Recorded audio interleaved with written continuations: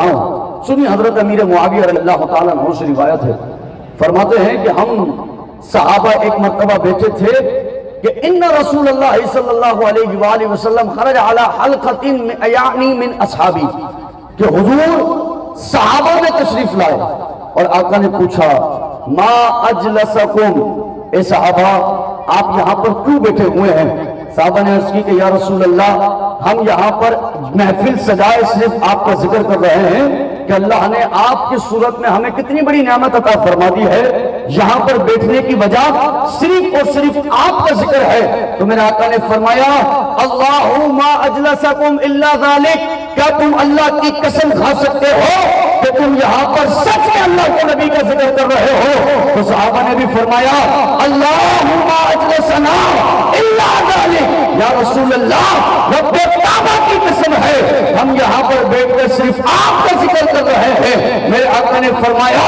اے صحابہ اس لیے قسم نہیں کھلوا رہا کہ مجھے تم پر بھروسہ نہیں یا تم جھوٹ بول رہے ہو، بلکہ اس لیے قسم کھلوائی کہ ابھی جبریل آئے اخبرنی اور مجھے بتایا تم میرا ذکر کر رہے ہو، اللہ فرشتوں میں تمہارا ذکر فرما رہا ہے۔ نعرہ تکبیر، نعرہ رسالت، کہا کہ اللہ نے جبریل کو بھیجا ہے اخبرنی، اور انہوں نے مجھے خبر دی ہے کہ تم نبی کا ذکر کر رہے ہو، اللہ تمہارا ذکر فرشتوں میں فرما رہا ہے، فرشتوں میں فخر فرماتا ہے۔ روایت کے الفاظ ہے پوری کہ اللہ ایسے لوگوں کا فخر فرشتوں میں فرمایا کرتا ہے۔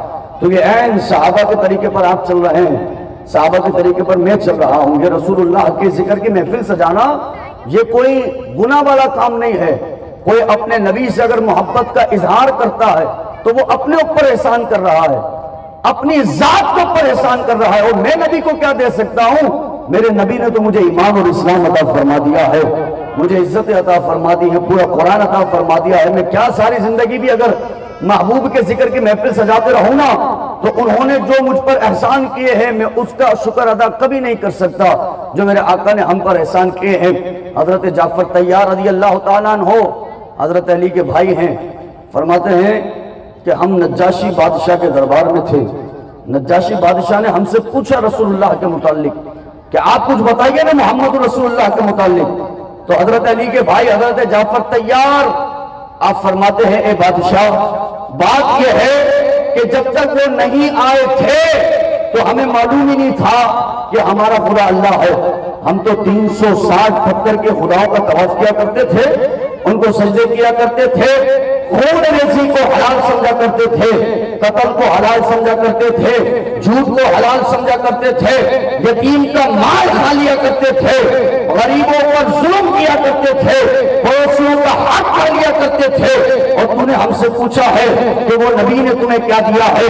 حضرت جعفر طیار فرماتے ہیں وہ آئے، انہوں نے ہمیں بتایا یہ 360 خداؤں کو جو تم عبادت کر رہے ہو، جو سجدہ کر رہے ہو، یہ ہرگز جنت میں نہیں لے جا سکتے۔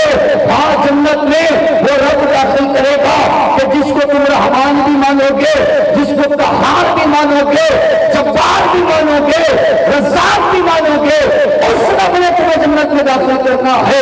ارے انہوں نے بتایا کہ یہ جھوٹ حلال نہیں ہوتا بلکہ جھوٹ حرام ہوتا ہے۔ انہوں نے بتایا یتیم کا مال کھایا نہیں جاتا بلکہ یتیم کے سر پر شفقت سے ہاتھ پھیرا جاتا ہے۔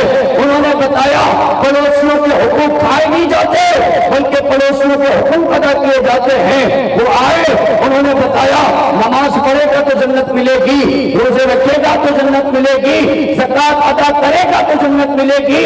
حضرت جعفر طیار فرماتے وہ اتنی نعمتیں اللہ کے حبیب نے ہم پر کی ہیں، اتنے احسان اتنے کرم کیے ہیں۔ اب علماء فرماتے ہیں اور بندہ صرف یہ نہ دیکھے کہ اسلام مجھے حضور کے صدقے ملا ہے بلکہ یہ دیکھے اسلام بھی حضور کے صدقے ملا ہے، یہ زندگی بھی محبوب کے صدقے اللہ نے عطا فرمایا ہے۔ کہا یہ رسول اللہ صلی اللہ علیہ وآلہ وسلم کا صدقہ ہے۔ تو جو حضور کے ذکر کی محفل سجا رہے ہیں اور آقا کریم صلی اللہ تعالیٰ علیہ وآلہ وسلم کے ذکر کو بلند کرتے ہیں تو میرا عزیز دوستوں کو اس بات پر ایمان رکھیں کہ وہ یقیناً صحابہ والا عمل کر رہے ہیں جو صحابہ کا طریقہ کار رہا، جو صحابہ کا عمل رہا ہے۔ اب حضرت عباس رضی اللہ تعالیٰ عنہ صحابی رسول ہیں، آقا کریم صلی اللہ تعالیٰ علیہ وآلہ وسلم کے سگے چچا ہیں حضرت عباس رضی اللہ تعالیٰ عنہ.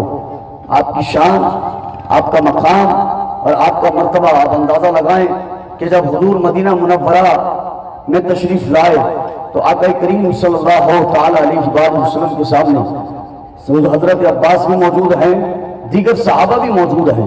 تو حضور اکرم صلی اللہ تعالیٰ علیہ وآلہ وسلم نے دیکھا صحابہ کا ایک مجمع ہے، تو حضرت عباس کھڑے ہو گئے اور فرمایا یا رسول اللہ میں آپ کی نعت پڑھنا چاہتا ہوں، حمد و ثنا کرنا چاہتا ہوں، آپ کے مقام کو بلند کرنا چاہتا ہوں. حضور کے سگے چچا بول رہے ہیں حضرت عباس رضی اللہ تعالیٰ عنہ.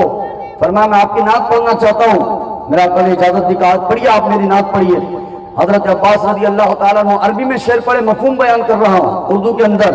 حضرت عباس فرمانے لگے حضور آپ کی شان، آپ کی عظمتیں یہ ہے کہ جب آپ پیدا بھی نہیں ہوئے تھے تب بھی طیب تھے، طاہر تھے، پاکیزہ تھے، یہاں تک کہ آپ کا نور کئی ہزار سال تک اللہ کے حضور رہا. اور اللہ پھر اس نور کو جنت میں بھی لے کر کے گیا، جنت کے درختوں کے سائے میں وہ نور رہا. پھر اللہ نے حضرت آدم کی پشت میں اس نور کو منتقل فرما دیا، یہاں تک کہ ایک نبی کے بعد دوسرے نبی کی پشت میں منتقل ہو کر رہا. پھر جب آپ کی پیدائش ہوئی تو آپ کی پیدائش سے پہلے جو تاریکیاں تھیں، جو ظلمتیں تھیں، جو اندھیرے تھے، آپ کا نور ایسا چمکا کہ وہ تاریکیاں دور ہو گئی، وہ ظلمتیں دور ہو گئی، وہ اندھیرا دور ہو گیا. ہر طرف نور مصطفیٰ رہا. میرے آقا کو تعریف بڑی پسند آئی. آقا کھڑے ہوئے اور فرمایا اے میرے چچا، جس زبان سے آپ نے محمد کا ذکر کیا ہے، جس میں دانتوں کا بھی استعمال رہا، جس میں منہ کا بھی استعمال رہا، میں سب کے سامنے دعا دیتا ہوں اے میرے مولا، جس زبان پر نام محمد رہا ہو تو اس زبان کو بھی سلامت رکھنا، اس کے دانتوں کو بھی سلامت رکھنا.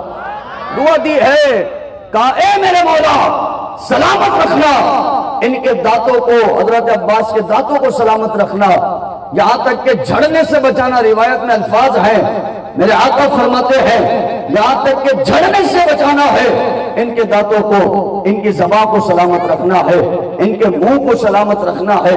تو میں قربان جتنے رسول اللہ کی حمد و ثنا بیان کرنے والے ہیں، چاہے وہ نظم کے اندر ہو یا خطاب کے انداز میں ہو، ان سب کے لیے یہ بشارت ہے کہ میرے آقا دعا کرتے ہیں ان لوگوں کے لیے جو آقا کا ذکر بلند کرتے ہیں، آقا کی شان اور حضور کی عظمتوں کو بیان کرتے ہیں. تو آقا کی دعا ہے کہ اللہ ان کے منہ کو سلامت رکھتا ہے، ان کی زبان کو سلامت رکھتا ہے، ان کے دانتوں کو سلامت رکھتا ہے. یہاں تک کہ جب حضور کی ثنا کرتے ہیں تو لگتا ہے کہ پھول کی پتیاں جھڑ رہی ہیں. کچھ ایسے بھی منہ ہو جاتے ہیں کہ ان کے منہ سے مشک عنبر کی خوشبوئیں آنا شروع ہو جاتی ہیں کہ جن کے زبان پر اکثر نام محمد جاری ہو جایا کرتا ہے. دھوپ میں اللہ تاثیر عطا فرما دیتا ہے نام محمد کی برکت سے، زبان میں تاثیر عطا فرما دیتا ہے نام محمد کی برکت سے.